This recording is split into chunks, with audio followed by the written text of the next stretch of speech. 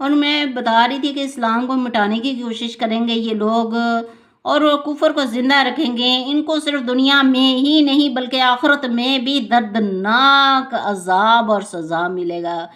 قانونی طریقہ کار یہ ہے کہ جو بے گناہ معصوم لوگوں کا ناحق قتل کرتے ہیں ثبوت گواہوں کے ذریعے، اسلام میں یہ حکم ہے کہ اس کو فوراً قتل کر دیا جائے۔ اسلام میں یہ ہے کہ کسی کو ناحق کوئی قتل کرتا ہے نا، کسی غریب کو یا کسی امیر کو چاہے ہو جائے یا کسی بادشاہ کو ہو جائے، تو اسلام میں یہ حکم ہے کہ اس کو فوراً قتل کر دیا جائے۔ اسلام میں دنیاوی سزائیں لازم ہیں، اگر دنیا میں اس کو سزا نہ ملے تو آخرت میں اس کو سزا ضرور ملے گی۔ ہاں، یہ کچھ باتیں اچھی بھی مجھے لگ رہی ہیں، یہ جو کہتے ہیں تویز دھاگے نہیں کرنا، یہ اچھی بات ہے، یہ گھروں کے گھر اجڑتے ہیں اس سے، یہ اچھی بات ہے، یہ جاری رہنا چاہیے کہ تویز دھاگے کا سسٹم نہ پاکستان سے ختم کر رہے ہیں، جادو نہیں کوئی کر سکتا، یہ اچھی بات ہے۔ اور میں تو دعائیں کرتی ہوں مجھ پہ پابندی کوئی نہ لگائے، الحمدللہ میری نیت بھی صاف ہے، الحمدللہ ثم الحمدللہ، اور میں نے کبھی کسی کو نقصان بھی نہیں پہنچایا، شکر ہے الحمدللہ، کسی مسلمان کو میں نے نقصان بھی نہیں پہنچایا۔ اسلام میں دنیاوی سزائیں لازم ہے، اگر دنیا میں اس کو سزا نہ ملے تو آخرت میں اس کو سزا ضرور دی جائے۔ دنیا کے قانون سے تو بچ سکتا ہے انسان، لیکن آخرت کے قانون سے نہیں بچ سکتا۔ آخرت میں نہایت ہی دردناک سزائیں ہیں جس کا انسان تصور بھی نہیں کر سکتا۔ یہ جو فتنہ بازی ہوئی ہے نا پاکستان میں اس کے بارے میں بھی کر رہی ہوں، لیکن میں پوری دنیا کے بارے میں ایک جنرلی بات کر رہی ہوں، میں کسی کا دل آزاری والی بات نہیں کر رہی ہوں۔ اللہ تعالیٰ کے ساتھ شریک ٹھہرانا کفر ہے، بے گناہ کسی کا قتل کرنا، جس نے ہزاروں قتل کیے ہیں اس کے لیے ہزاروں ہی دردناک عذاب ملیں گے۔ ایک انسان کا بے گناہ قتل پوری انسانیت کا قتل ہے۔ جو بے گناہ قتل کرے، مقصد متعدد مقامات پر جہنم کی دردناک سزائیں سنائی گئی ہیں، جو دنیا میں بربادی کرے گا آخرت میں کڑی سے کڑی سزا کے لیے تیار رہے۔ بے گناہ قتل کرنے والا کافر ہے، ایمان سے ہی خارج ہو جاتا ہے، وہ ایمان والا ہوتا ہی نہیں، مسلمان ہوتا ہی نہیں ہے جو بے گناہ قتل کرے۔ ایمان قلبی ہوتا ہے، زبردستی کا ایمان نہیں ہوتا۔ مثلا جو دل سے قبول کیا جائے وہ ایمان ہوتا ہے، جیسے سعودی عرب والوں نے دل سے قبول کیا ہوا ہے اسلام، اور ایمان پر استقامت ہے ان کی۔ ایمان ہی نہیں ہوتا جو زبردستی کسی سے منوایا جائے۔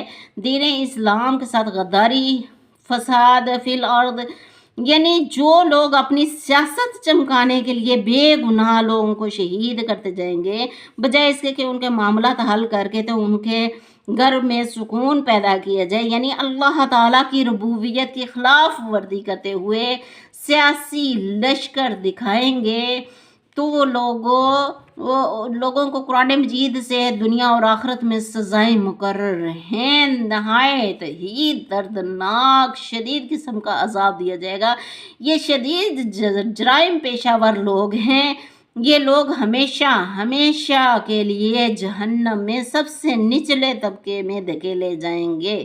دین اسلام کا ایک قانون ہے، ضابطے ہیں، قانون ہے، دائرے میں رہ کر کوئی بھی ملک کا کام کیا جائے وہ اسلام کے دائرے میں رہ کر کرنا چاہیے۔ اس لیے جو بھی حکم اللہ تعالیٰ نے ارشاد فرمایا ہے وہ اپنی زندگی میں کردار میں لانا چاہیے، اور اصول کے مطابق زندگی گزارنے کا حکم ہے۔ اسلام کے اصول کیا ہیں؟ دین کی دعوت، نصیحت کرنا، عدل و انصاف، نرمی اور حکمرانی کے قانون اور ضابطے ثبوت۔ تو یہ توبہ کی گنجائش ابھی دنیا میں ہے، اس قانون کو پورا کریں تب توحید پر عمل ہوتا ہے۔ دنیا میں ظلم و زیادتی کرنے والوں کو ظلم کرنے سے پہلے یہ جان لینا چاہیے کہ آخرت کا فیصلہ اللہ تعالیٰ کے ہاتھ میں ہے۔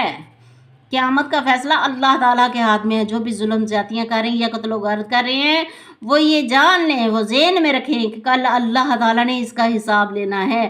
میرا فرض تھا نصیحت کرنا، ہدایت دینا اللہ کا کام ہے، میرا کام ہدایت دینا نہیں ہے، یہ اللہ تعالیٰ کا کام ہے۔